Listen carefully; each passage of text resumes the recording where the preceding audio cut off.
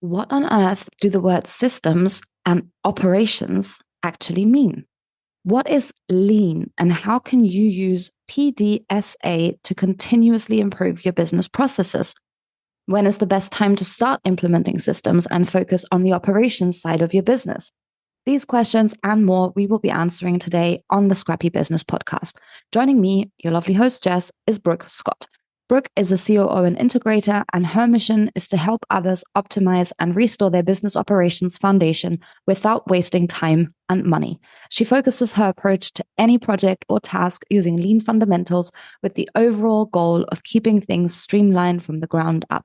She serves women entrepreneurs and mompreneurs, agencies, coaches, course creators, and consultants by creating swoon-worthy, efficient systems and managing their internal and external operations so that they can get back to doing what they love in their zone of genius. And with the introductions complete, let's dive right into the interview. Enjoy.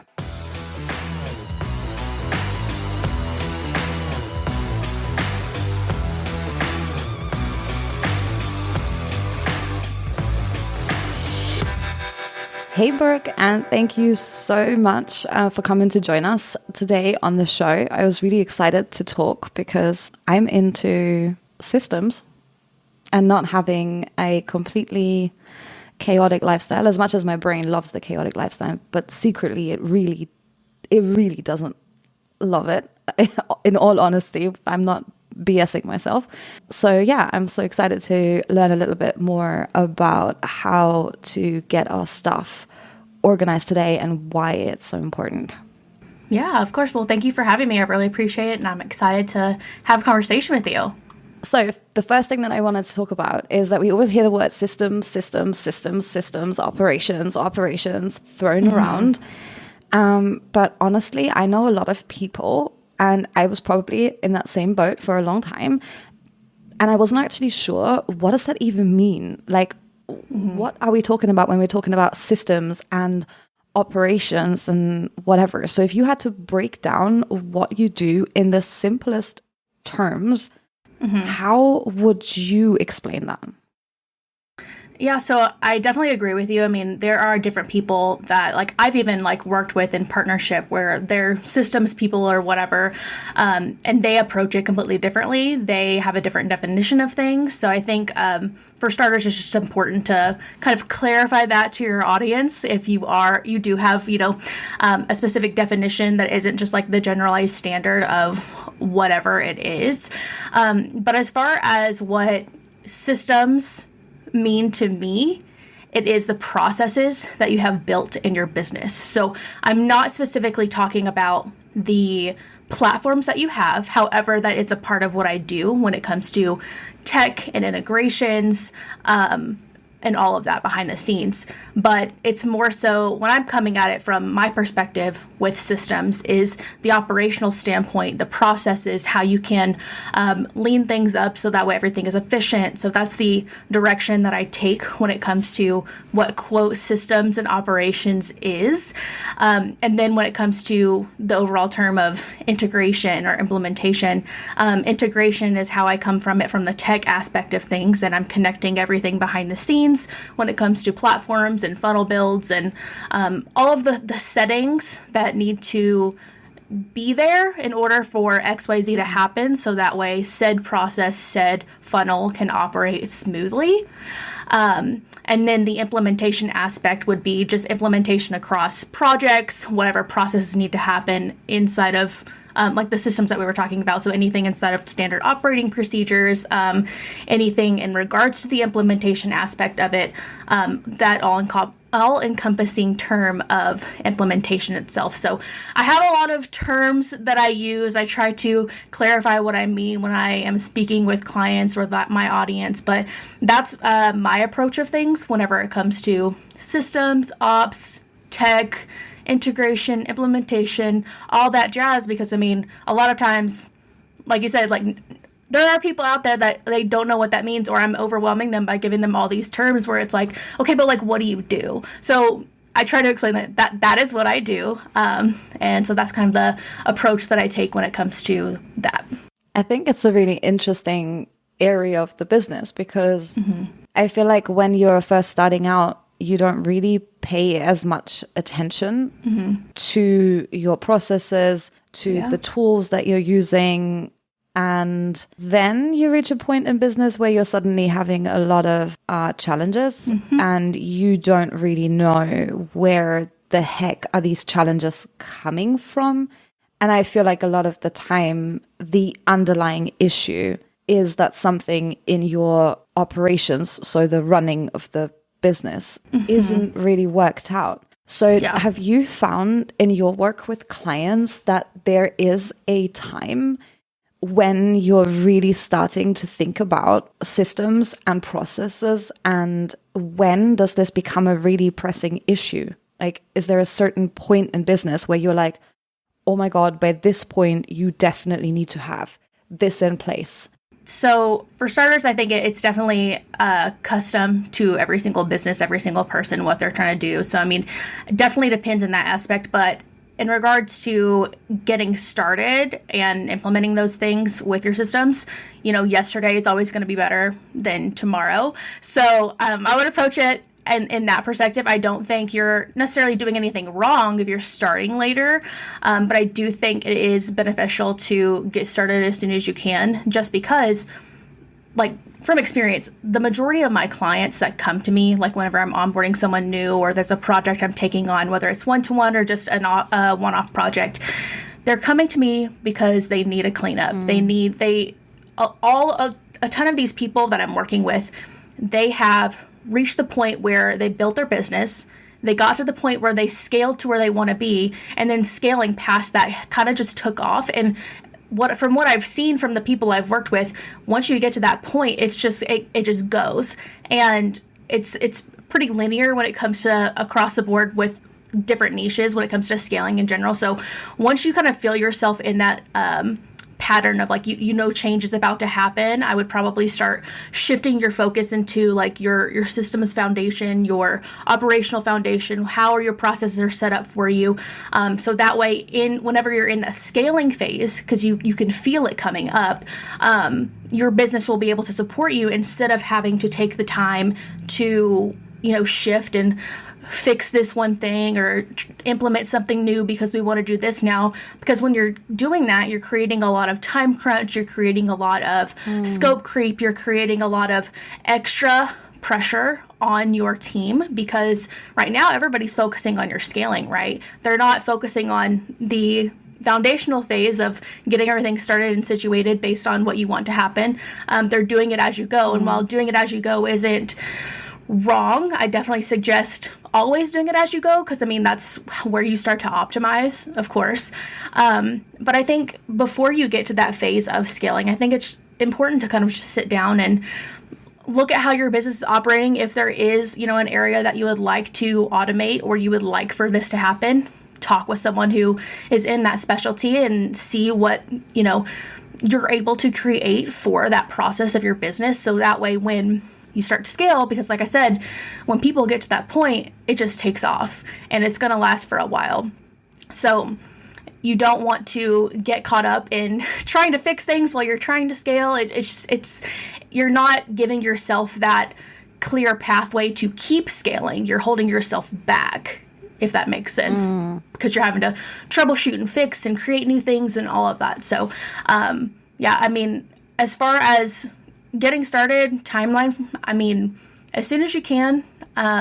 You're definitely not in the wrong or ever wrong if you start at any other point in time. Just make sure that you have the awareness of what's going on in your business, how things are moving and operating. And if you have that awareness, whether you have specific systems, platforms, processes, whatever in place, then, I mean, you should be good to go. I mean, I think it all goes back to understanding and knowing your why from an operational standpoint as the business owner. So that way you can keep you and your team on track. Yeah, that makes sense. And I think it's always better to invest into something before you're trying to scale up, because I feel like it just multiplies the problems that you are having, and then your entire time is not taken up with growth or with serving people, but it's just with dealing with internal issues. Yeah. Something, I was talking to someone else actually who's the husband of a friend of mine, who does a lot of consulting in this direction. And something that he mentioned that I thought was interesting is that a lot of people don't realize that they're having a problem with operations or their systems. So he was having a hard time finding people that were aware that that is the kind of work that they needed done. How do we know that potentially the stress that we're experiencing in our business is probably down to organizational, operational, and system things? Like, what are the actual things that we might be running into on the day-to-day that should tell us, hey, alarm, it is not a marketing person you need, it's not another assistant you need, it is something else? I would say when it comes to that, first off, before even getting started with, systems, you should know your priority. And it goes back to what your friend was saying. I mean, have that awareness, know your priority, so that way you can understand how things are operating in your business, and that way you can identify those gaps a little bit easier. I think it's going to be difficult for anyone just to kind of pinpoint what's the issue if they don't understand what's going on or what path they're headed towards.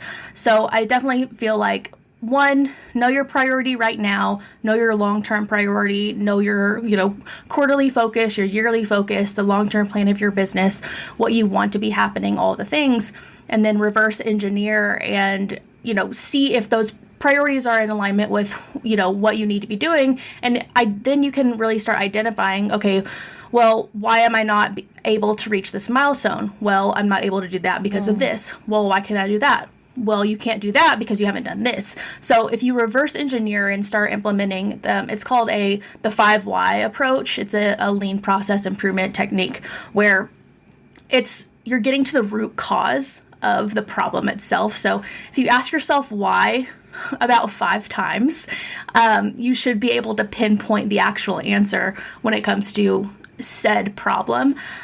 So I would just, again, know your priority, know your long-term focus, know what's going on, have that understanding, have the awareness, be open to change, be open to shifting, be open to leaning into what's going to be right for the business, and reverse engineer all of those things and see where you can start targeting now, and see if any gaps do arise in that, asking yourself those questions. Well, why isn't this happening? Well, you don't have a scheduling platform. Well, why isn't this happening? Well, you don't have this automated. So, I mean, you'll be able to see where those gaps arise. That way, when it comes to hiring out, you can better communicate that to that person. So that way they know where you're at, what you're looking for, and how they can help you in the long term. Yeah, I think that's super important, particularly when you're looking at hiring out, because I mean, obviously, I started out working as a techie virtual assistant, right? So the amount of times that I started work for someone and I'm like, well, how is this supposed to be done? Or when is this supposed to be done by? Or how often does this need to happen? And what are we using to make this end product the way that it should be? Yeah. A scary amount of times, the answer isn't really existent. Like, hey, we haven't really thought about that. We just do it a different way kind of every single time. How do you feel about working with a team without being clear on how things actually should be done? Yeah. So, I mean, coming from someone who I definitely feel like there's probably a black and white answer to all of the things. So when there isn't an answer, or there isn't a reason, or there isn't a specific guideline, whenever I'm supposed to be the one, creating and setting up these things, it does cause, some barrier, to implementation and all of the things. And, it adds an extra layer of problem solving to be able to get there. But I think that kind of stems from the client not having the understanding. So really working well with that person to know their understanding of all of the things, see if they have that awareness. I want to be able to communicate with that person so that way I can create the things that need to happen. And since, I've been in this specific role where I've done, a multitude of things for different peoples and different niches, I have some experience as far as what I would suggest. So if they don't have a specific answer or path or parameter or whatever metric they're trying to hit, I can give them a suggestion and we can go, based on that. So I think when it comes to that as well, sometimes like in the reverse, they might have, specific guidelines for something and they just have a number on it and it's not, either something that's like attainable or something that makes sense. So I would also approach them in that perspective as well and trying to like get the understanding of like why they have this specific metric in place. So that way, we can adjust things to be more realistic for the business. And that way they're not just creating this standard approach for their team whenever it's not something that they can realistically do or achieve or whatever, because that can also create bottlenecks in the back end with your team. That's a really interesting problem because so before I went full-time back with Pristine Podcast, I was working as CMO for a coaching company. And I found it really interesting. So we had a process for annual planning, for quarterly planning, and then for everyone to be monitoring certain numbers to make sure that things were moving in the right direction. However, something interesting that happened a lot was that the numbers were kind of fictional. Mm-hmm. So it was like, here is what we think, where we should be at. Yeah. But actually, realistically, where we at is like not even on the screen right now. Like we're under the table. Yeah. But the expectation is so high. Yeah. That with the resources that are in place, it's actually not achievable. And then you might find that the process is to do A first and then B and then talk to C and then get that signed off by D. Mm-hmm. But all of that process is causing such an immense delay. Mm-hmm. That actually you're spending all of your time completing the process, but that process doesn't lead to the result that you want to have. How can you know as a business owner that the goals that you're setting for your people are actually achievable and attainable? And what do you do when you've never actually achieved that within the business? So you don't know if the process that you have is actually going to lead you to that outcome. Yeah, so I would say, again, it goes back to having the understanding of all the things and reverse engineering the process. And I feel like if you do that, if you need to do it more than once, you definitely can. I mean, I'm definitely the type of person that sits down and replans my quarter probably 3 times during the quarter. So, I mean, definitely give yourself like the grace and, space to be able to change things up for sure. But I think when it comes to setting those metrics for the business, you should just be realistic with yourself to kind of just begin with and make sure that you're setting, good, better, best goals instead of just like an overall, I want to reach this, I want to achieve this, I want to have that. I think that's, good for your best situation for sure. Like in a perfect world, I definitely want to see your perfect world scenario because if I can help you get there, I'm going to help you. But I also want to see like at bare minimum, what would I be happy with? What's going to help my business? What would I want to focus on right now? What are my priorities right now? And that's kind of like how I tackle my work with my one-to-ones is through priority shifting, on a weekly basis, on a monthly basis, on a quarterly basis. So that way, we're staying in alignment with the good, better, best goals. We're achieving the good.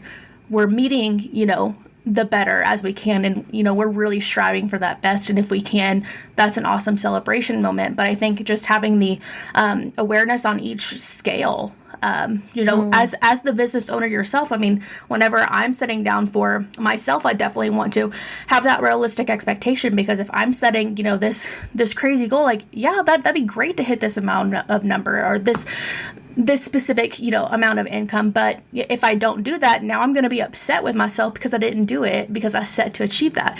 So I think just setting realistic goals for yourself, making sure that you approach it and like you can define it as whatever you want. But I think like good, better, best is a good term. I think also, like minimum, achievable, and then, perfect world scenario is also a good way to approach it. Whatever's going to work best for you, like naming convention wise. I feel like sometimes that trips people up, not in this scenario, but just like in general, naming conventions sometimes trip people up from like actually understanding what they're doing. So just make sure that you're approaching it in a way that that at minimum, you're going to be making consistent progress in your business, whatever that looks like to you. So be it. I mean, it's not, going to be the exact same for every single business owner out there. So making sure that It's in alignment with your bottom line. It's in alignment with your foundation. It's in alignment with your mission, vision, and values, and that you're on the path to, improvement. And I think, you're golden for the future.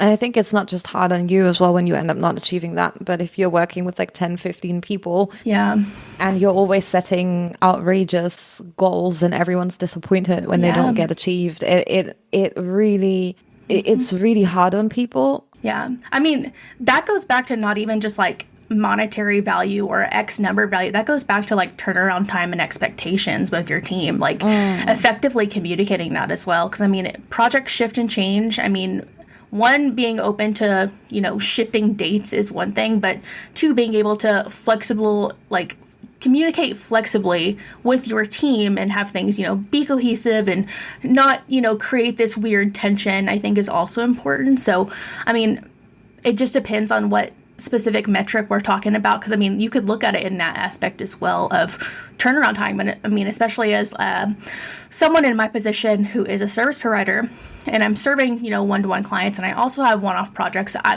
My turnaround times and expectations, that's my hard thing that I'm always trying to meet. I'm always trying to strive to.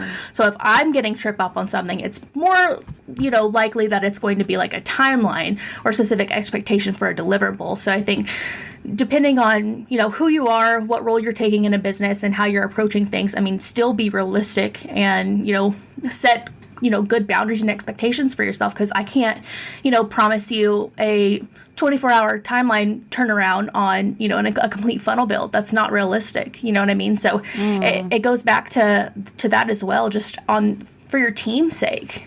Yeah. And it's something that eats into quality, because I've spent the last 4 years on a 24-hour turnaround for an entire funnel checkout, the whole thing.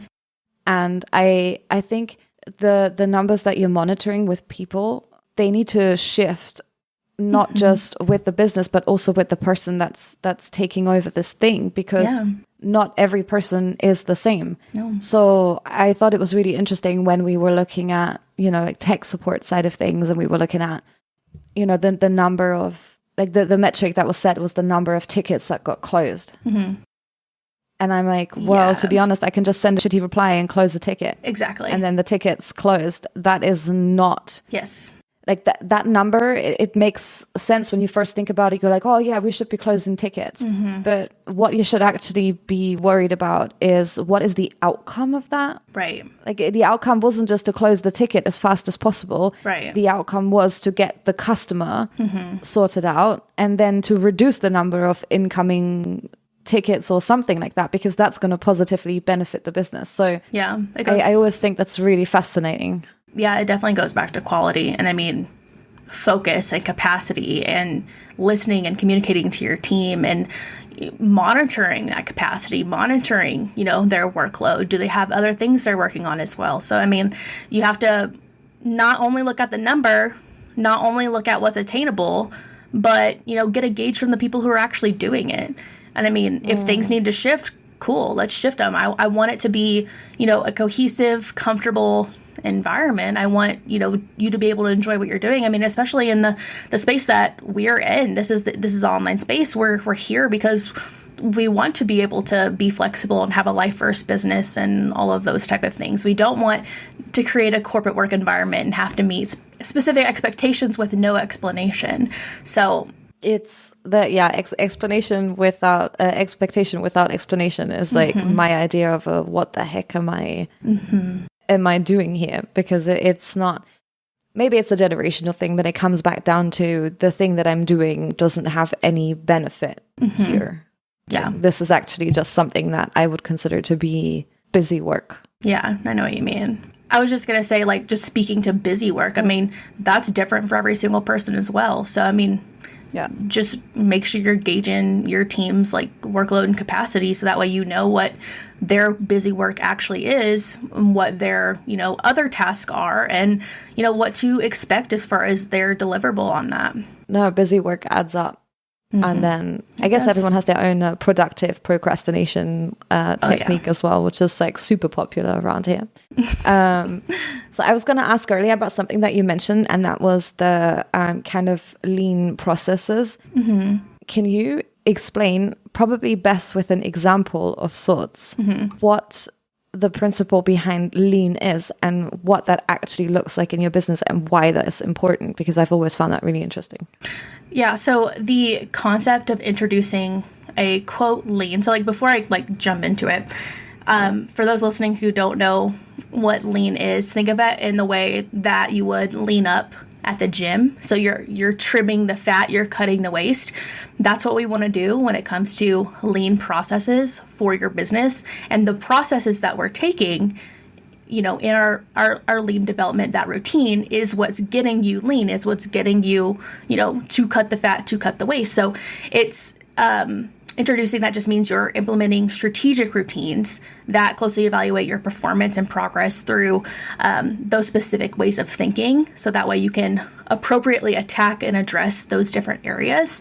Like I said, it's an approach to cutting out the wasted time, effort, energy, space, money, clicks, steps, all of the things. I mean, especially as someone coming into it from, the tech integration standpoint or just like operations in general, I don't want to be doing 85,000 steps to get to something. Like, I want to be able to do it in the most efficient way possible. So that way we can not only, get it done off the list, but we're doing it in a way that, achieves the specific goal that we have it, operating for in general. One improvement routine that I practice all the time is the use of a routine called PDSA. So that means it's an acronym for Plan, Do, Study, Act. So it's a research-based process improvement routine that guides you to your ideal state through rapid improvement and consistent steady growth through different short periods of time. So that way you can consistently implement change and adjust until you reach what your ideal end state is. So what you do is visually, it's like a circle, and in the top right quadrant, it is plan. So you want to plan the test that you want to do. You want to get your plan situated. And then the next phase is do. So you're actually doing it. So you're implementing what your plan was. And then the S is study. So you're moving top, down, left, up. So that way, yes. The study, so you want to just evaluate and study the results of the implementation that you did. And then the next one will be act. So what do we actually need to act on based on the changes that we made in this phase? So you're breaking things down into a smaller, more targeted plan. So this process isn't for, your overall business plan or structure. This isn't for a specific, launch, whatever. Like, you would approach this to specific task, or how you'd adjust your onboarding or whatever. But that way you are making incremental steps around the circle, going up the ramp for continual improvement.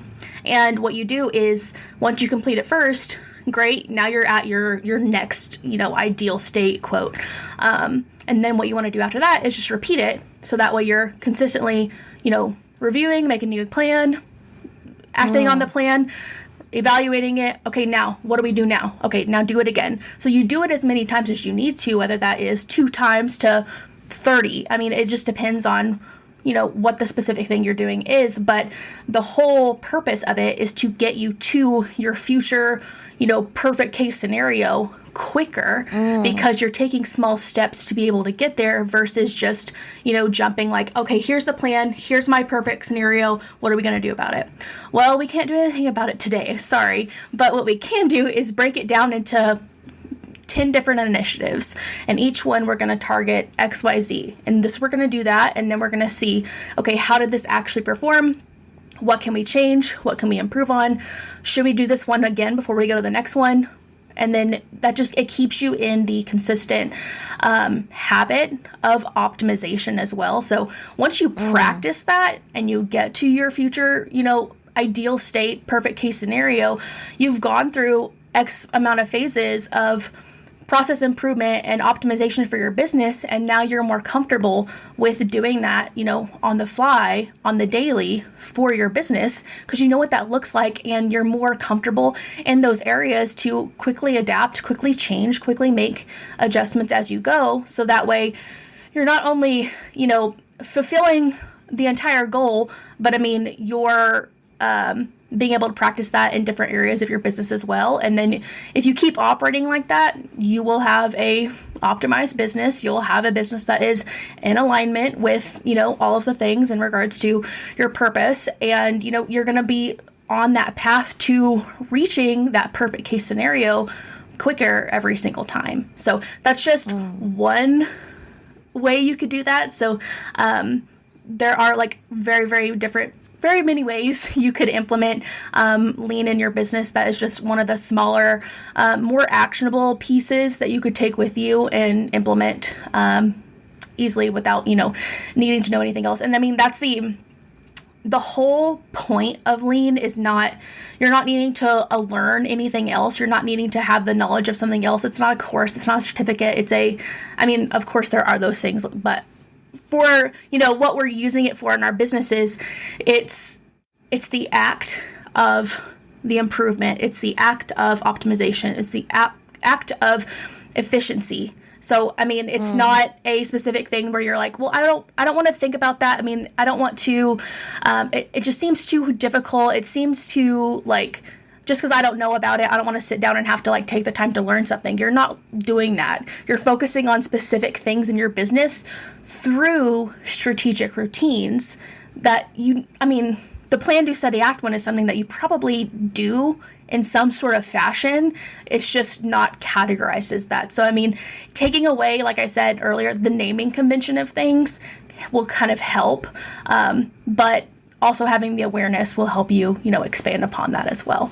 And I think lots of times I've had people say that they're really I'm not really sure I need that, blah, blah, blah. But I know a lot of people that got into the situation where they hired more people to work with because the work just kind of was piling up. And then as they took on more people, it turned out that the productivity went down. So you hire 10 people, but that doesn't 10x the income. No, now you just have a ton of people who are confused and they don't know what's going on, or there's overlap, or all the things. Yeah, no. Exactly. And then you end up with the situation where we had a specific process that we were doing, which was really interesting, but it turned out that 4 people were involved in this process, which meant that after a coaching session, one person informed another person that the coaching session, the one-off coaching session had happened. And then they informed another person, the salesperson, to reach back out to the client about booking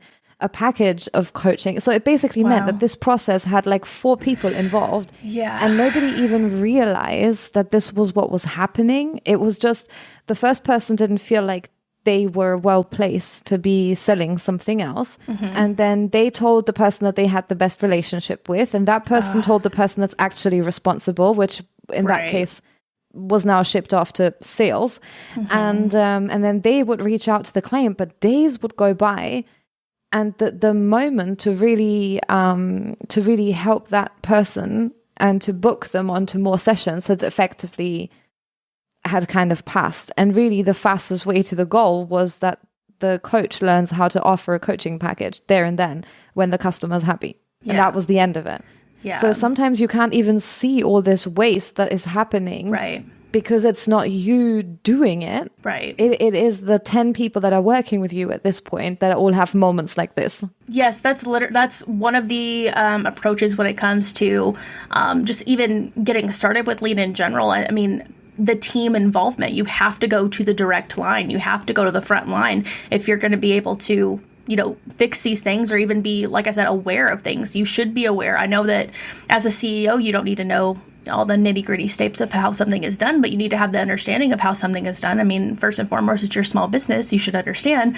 But secondly, if you ever have anybody else step into the role, yes, you probably have an SOP, but I mean, everyone should kind of have a general understanding as to how XYZ specifically happens, So, I mean, it goes back to team involvement as well. You have to get the people who are on the quote front line, the people who are actually doing things, so that way you can, increase those areas. And if you don't know that specific things are happening in specific areas. Maybe it's time you have a quarterly audit where you sit down and have a planning meeting with everybody, and you go through what everybody's doing, and you're asking them if they're seeing gaps. They're the ones who are doing it. They probably have a lot more information to tell you about what they're seeing as far as gaps goes, and they might not address that to you, on the day-to-day basis. So I think it's important to have those check-in moments as well, especially in your auditing process, because you're not just auditing your, systems that are set up as far as like the tech side of things, and how things are moving in your funnel. Like, you need to be auditing what your team is doing and how they're operating. Are these standard